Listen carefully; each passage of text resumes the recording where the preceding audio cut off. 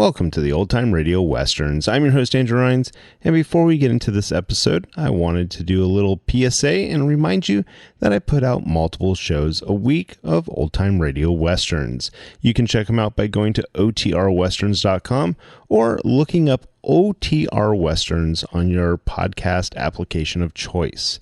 We're releasing over 10 episodes a week so far, about 100 a month. So definitely want you to check that out. Again, otrwesterns.com and check it out. I also wanted to invite you to check out my sister podcast site, OT Netcast, and that's Netcast. So OT Netcast, Netcast, otnetcast.com. We're currently releasing mystery genre shows, and this is shows like The Shadow, Escape, Suspense, and The Whistler. And we have plans on bringing other shows to the network for you guys to listen to. So it's my non-Western old-time radio channel that I can kind of do other genres that not only I like, but hopefully you would like too. You can check us out by going to otnetcast.com or searching OTNETCAST on your podcast app of choice. Now let's get into this episode. This episode is going to be The Lone Ranger. Original air dates December 24th, 1945, and the title is Music Cue.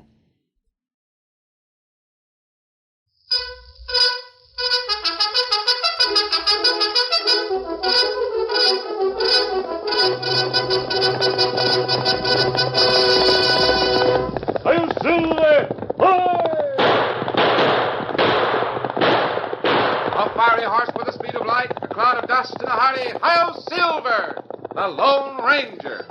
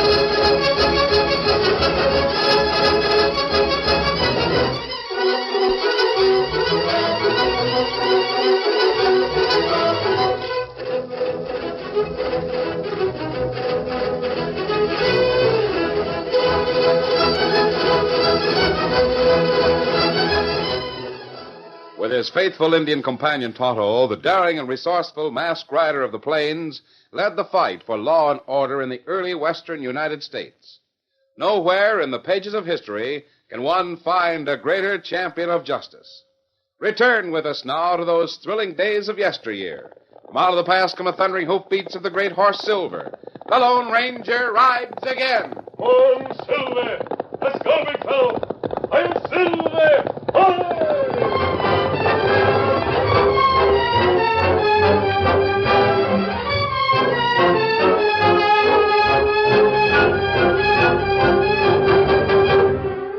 Dan Reed, the Lone Ranger's nephew, had ridden into the town of Eastville to buy supplies. Returning to camp a short time later, he was visibly excited as he reined Victor to a halt. Whoa, Victor, whoa, boy, whoa. Made a fast trip, Dan. Quick as I could, easy boy. Golly. Anything wrong? No, but I sure got some important news. Was that so?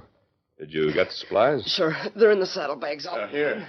Me take 'em, Dan. Thanks, Tonto. Now, what's the important news? There's a circus playing in Eastville.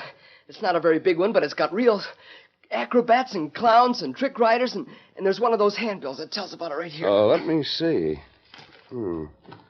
One day only, the Mighty Monarch Circus visits Eastville. See death-defying acrobats, funny clowns, feats of daring horsemanship, hundreds of other unusual attractions too numerous to mention. Come one, come all. 2 complete performances, afternoon and evening. Don't you think that's important? Yes, it is, Dan.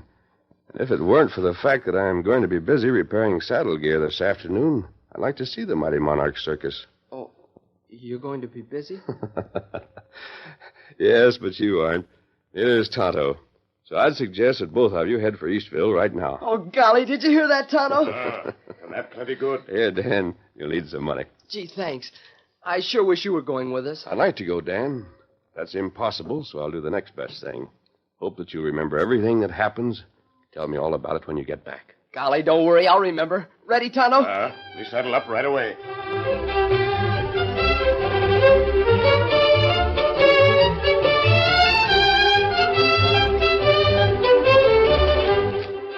Although it was small compared to many other traveling circuses, the Mighty Monarch made up in spirit for what it lacked in size. The main tent was crowded, and the afternoon performance had just started when Dan and Tonto arrived. They found seats overlooking the big sawdust ring and prepared to enjoy themselves. Gee, Tonto, I wonder what's going to happen next. Me not know. Big feller in ring. Him make talk. Ladies and gentlemen, presenting Sliko. Sliko, the man with the iron jaw. Watch him make his dangerous, death-defying slide for life. Sliko is now at the top of the tent. Watch him. Golly, Tonto, that man's going to slide down the wire hanging by his teeth. And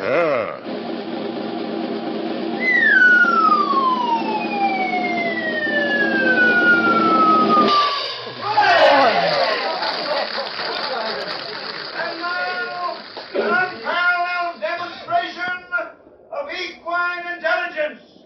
Here they come, the Mighty Monarch cavalry of 16 Palominos. Gee, I never saw so many palominos at one time. Look at their long manes and tails, Tonto. To demonstrate the remarkable intellect of these extraordinary horses, we ask the assistance of our young musical virtuoso, Horace Taylor, the king of the Calliope. Think about Horace. Me not savvy Calliope. It's something like a piano, Tonto, only the music is made with a lot of steam whistles. Oh. Now watch the horses perform with no human commands to assist them. Just the music of the Calliope. All right, Horace.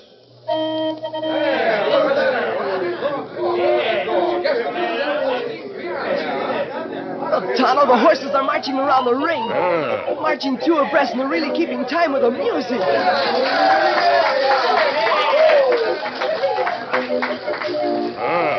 You never see horse do things like this. Golly, neither have I. Look at that, they're trotting in 2 separate circles, one inside the other.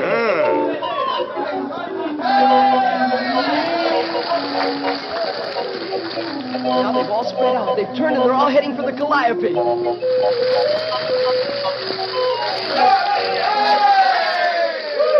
And they're all standing up on their hind legs. Golly! Oh, that's plenty good trick. It's the best one I've ever seen. Gee, I wonder who trained him to do all those things.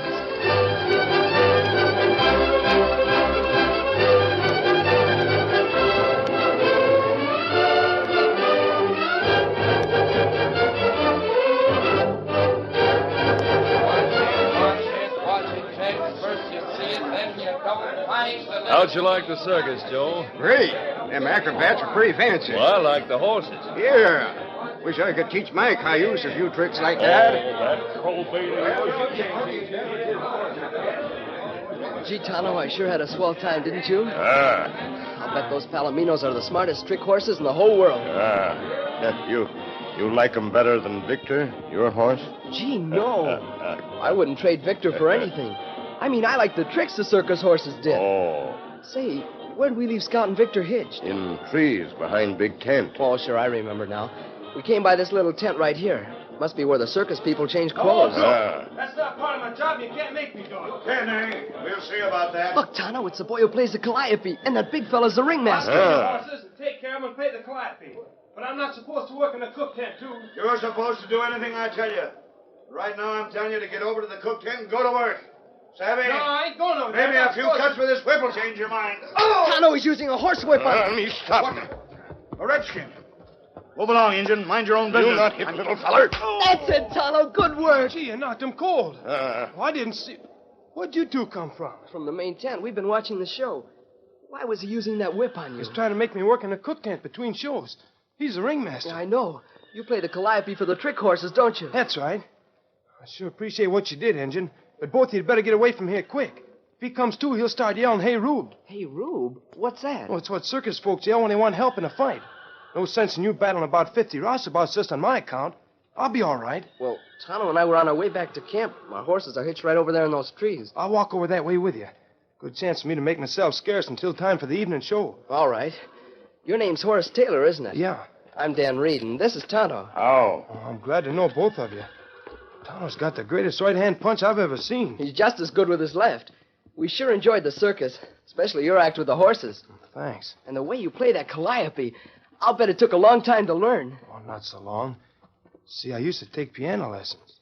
Golly, you're the first real musician I've ever known. I'm not a real musician.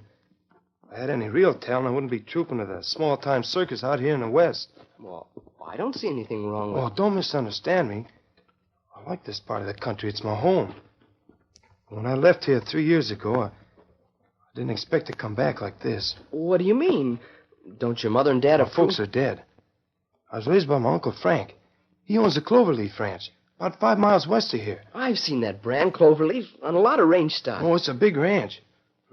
I'd like to live there, but, well, I wanted to take piano lessons, and that made my uncle mad. Gee. He wouldn't have a piano in the house, so I'd sneak over to a neighbor's place.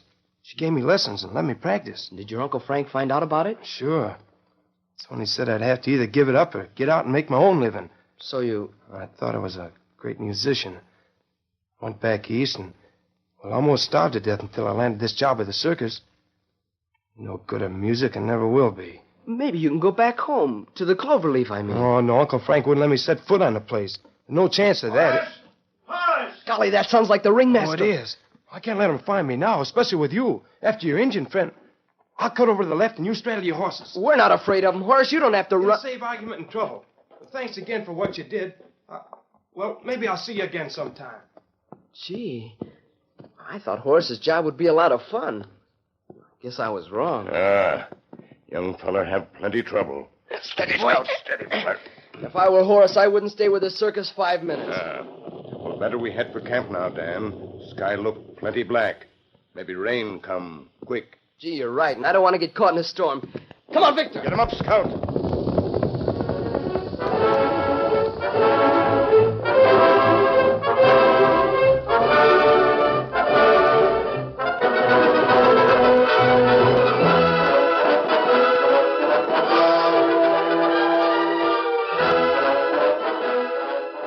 Frank Taylor, owner of the Cloverleaf, was a hard-bitten, old-time cattle rancher. He'd homesteaded his land, and through the years had built it into one of the finest ranches in Antelope Basin. He paid high wages to his cowhands. In return, he demanded hard work. Perhaps that was the reason Duke Hewlett, the foreman, and Sash Willis resented their employer's success.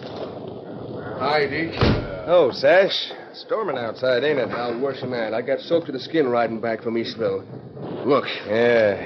And I'll lay 8 to 5. The old man will be down here to the bunkhouse pretty soon, yelling he wants his herd of prize Hereford cows brought back to the barn. Not me. I ain't playing nursemaid to a lot of cow critters on a night like this. A little rain won't hurt them Herefords. Don't hurt the Longhorns. There's a lot of difference. Herefords are prize stock, worth plenty of money. You want him, Hayes, back to the barn. Oh, he's loco. Ain't got any business trying to raise fancy cows anyway. Why don't he stick to Longhorns like everybody else? I don't know. I'd like to have the cash that herd would sell for. Say, Deke, guess who I saw at the circus in Eastville? What do I care who's in a circus? I never... Oh, the old man's nephew. Remember Horace? The kid he booted out of here about 3 years ago? Well, Horace is playing one of them steam pianos with the circus. It's about all that spindly-legged critter'd be good for. He didn't... What are you loafing around here for? Can't you hear that rain? Sure, boss. Get your crew together. Line out for the South Range. That Hereford stock grazing over there can't stand weather like this. Bring him in. Well, the boys don't like it. I don't care what they like. I'm right with you. Let's get started. All right, boys. Skin into your ponchos. We saddle up. And make it fast. The storm's getting worse all the time.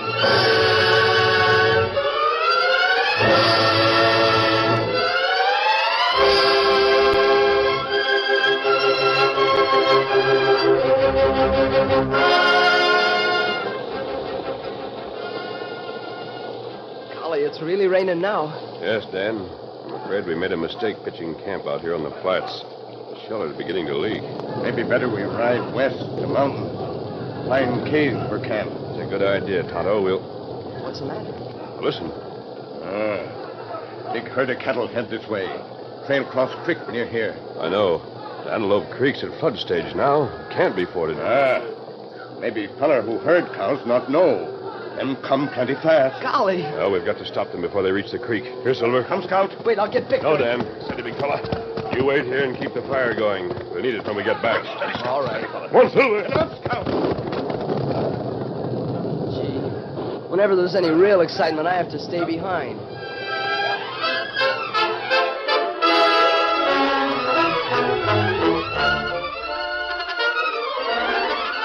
The curtain falls on the first act of our Lone Ranger story. Before the next exciting scenes, please permit us to pause for just a few moments.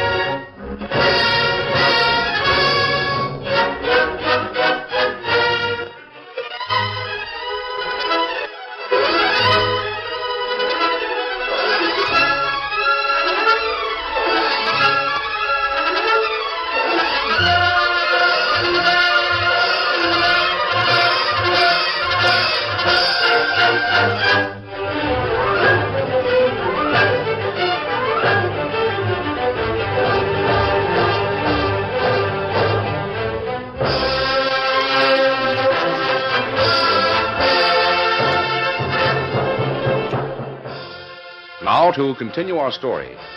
Urging their horses forward through sheets of driving rain, the Lone Ranger and Tonto were soon abreast of the racing cattle. These are Herefords, Tonto. They won't be hard to handle. Right close to the leaders. Use your guns. I'll do the same thing. Noise will make them swing east before they reach the creek. Let's go. One, Silver. Get him up, Scout.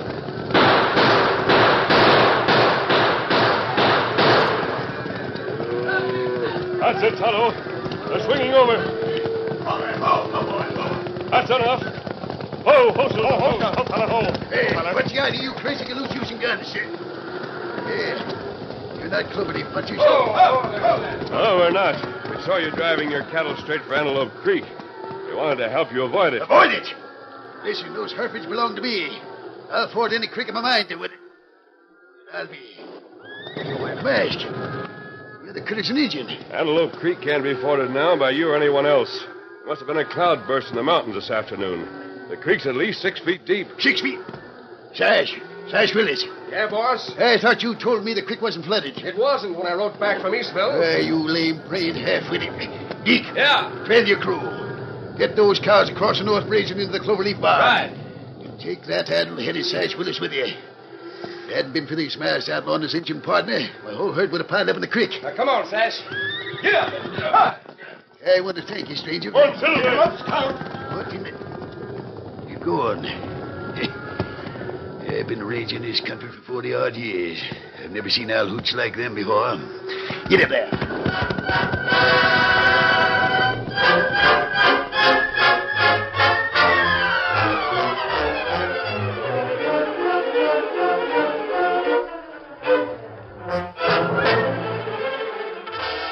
The rainstorm lasted for 3 days and nights. It forced the Lone Ranger, Dan, and Tonto to seek shelter in a mountain cave west of Antelope Basin. It caused Frank Taylor to curse the weather that kept his prize Hereford stock from feeding on the open range. It forced the long wagon train of the mighty Monarch Circus to become hopelessly bogged down on a muddy trail just outside Eastville. Most of the circus drivers, tenders, and roustabouts deserted their wagons and disappeared. Horace watched the Palomino horses nuzzle their empty feed bags. Then he decided to visit his Uncle Frank.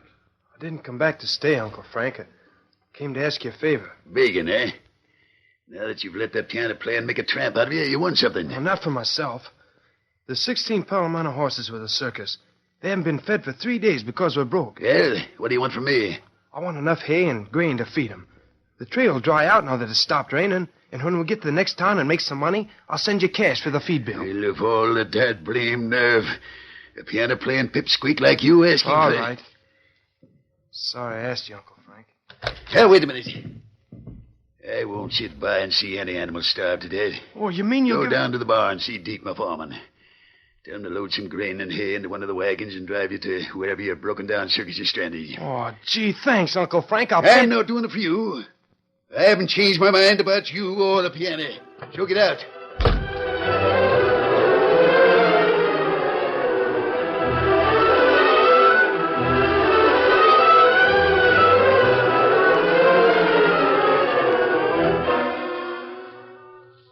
Otto rode into Eastville and back early this morning, Dan. Yeah, I heard him dismount just after daybreak. Guess I must have been half asleep. You went after supplies. See, we'll have to stay here in this new camp for a few days until our gear dries out. It's better than sleeping in the cave. Golly, yes. That sure was some storm. I'll bet the trail's awful muddy, isn't it, Tonto? It plenty bad. Me pass circus wagons. Them all bogged down at bottom of hill. Gee, that's too bad. Me hear men in town make talk. Them say ringmaster and circus run away. Take all money. Golly, I knew he was a crook. I wish you'd socked him harder, Tonto. Well, evidently the circus is stranded. I wonder what Horace is doing. He's had so many tough breaks already. I was just going to suggest something, Dan. Why don't you ride over to the circus wagons and invite Horace to camp with us for a few days? Gee, that's a great idea. Shall I go right away? I think you better wait till this afternoon. The mud on the trail will be dried out by that time. Sure. Then Horace and I can ride back in time for supper.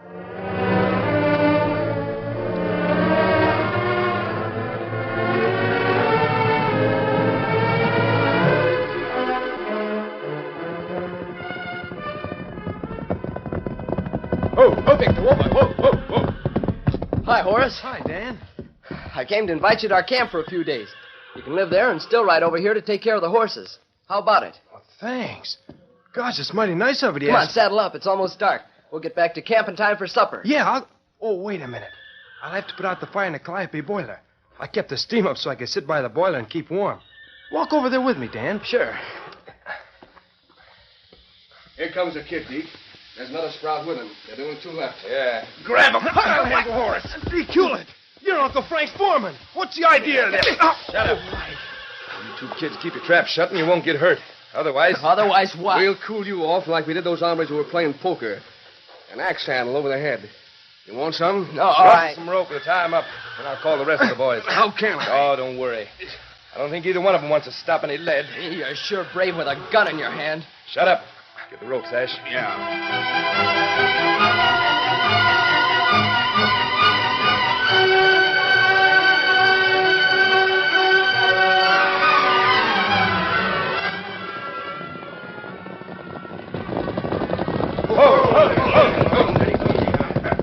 All you hombres, quiet down. I'll tell you what we're going to do.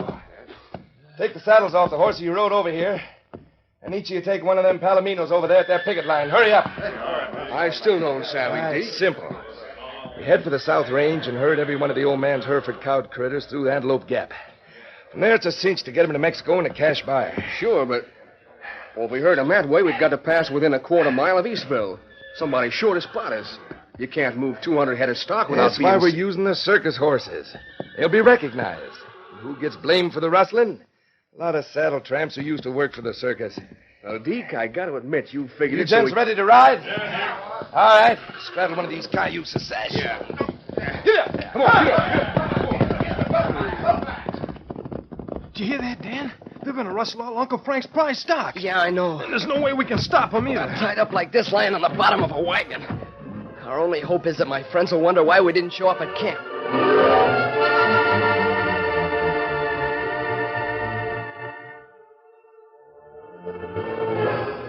It seemed like a year to Dan and Horace Taylor Actually, less than an hour went by before they heard hoofbeats approaching the deserted circus wagon. Oh, Silver,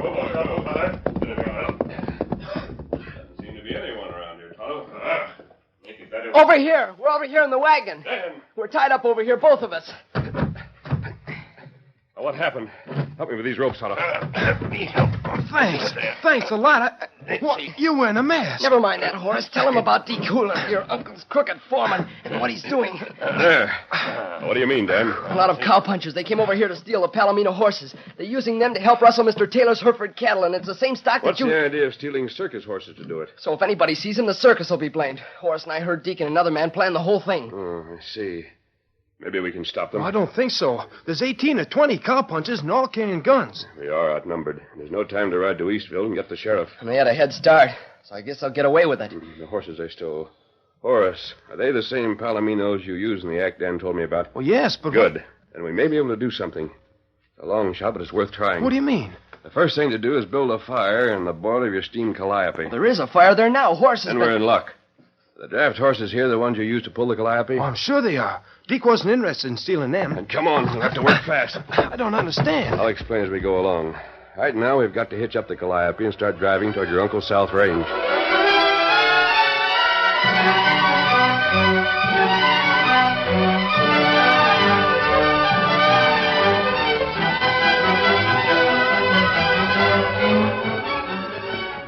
Deke Hewlett's rustling job was almost a success. Almost. Because neither Deke nor any of his cowpunchers saw a steam calliope pulled by two heavy draft horses and flanked by a masked man and an Indian approaching in the darkness. Suddenly, the night air was split by the strangest sound ever to echo through Antelope Basin. 18 cowpunchers discovered they couldn't control their Palomino horses. Hey, what's that? Oh, it's the music contraption from the circus. I don't know how it got up here, but this critter I'm riding, I can't hold him.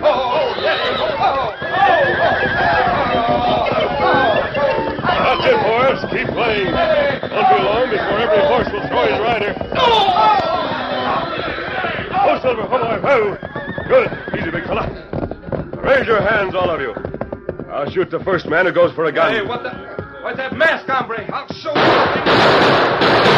My shoulder. Look at my shoulder. You're not seriously hurt. Anyone else want to try the same thing? All right, Tonto. You and Dan ride into Eastville and bring the sheriff. Horace, now, keep these men covered till you get back. Me do it. Ready, Dan? Sure. Get along, Gosh, I still can't believe this really happened. It couldn't have happened, Horace. Without a boy like you to train some circus horses and play the calliope.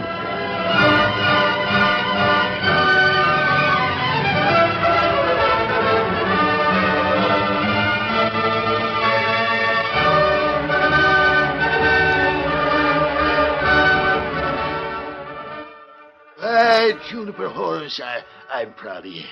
You saved every one of my cows, gave the sheriff enough evidence to put that crook Deke in jail, and all of his scallywag crew, too. Oh, I didn't do anything, Uncle Frank. Well, you trained those horses, didn't you? You played the calliope? Yeah, but it was the masked man who figured out that those horses would always respond to a music cue. That reminds me. Horace, if you ain't that set on traveling with the circus, I'd sure like to have you back here with me at the Cloverleaf. Oh, gosh, there's nothing I'd like better. And you can have one of them pianos in every dad-blamed room in the house. You know, I've been a stubborn old fool, son. I'm sorry. Will you forgive me? Oh, there's nothing to forgive, Uncle Frank. It's just a debt of thanks that we can never repay. Debt? What do you mean, Horace? To the Lone Ranger.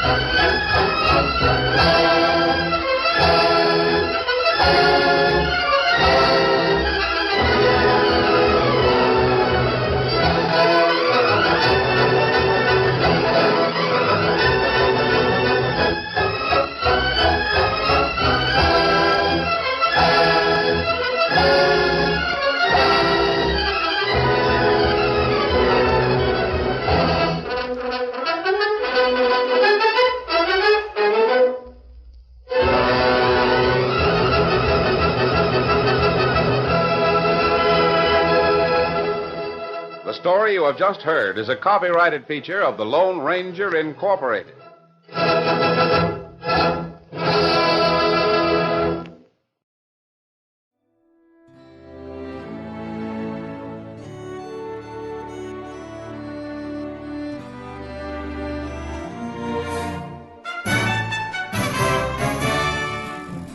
This has been a presentation of OTRWesterns.com, and we hope you enjoyed. Please take some time to like and rate our shows in your favorite podcast application. Follow us on Facebook by going to OTRWesterns.com/Facebook. Subscribe to our YouTube channel by going to OTRWesterns.com/YouTube. And send us an email, podcast@OTRWesterns.com. You can call and leave us a voicemail, 707-986-8739. This episode is copyright under the Attribution Non-Commercial Share-alike copyright. For more information, go to OTRWesterns.com/copyright. Have a great day, and thanks for listening.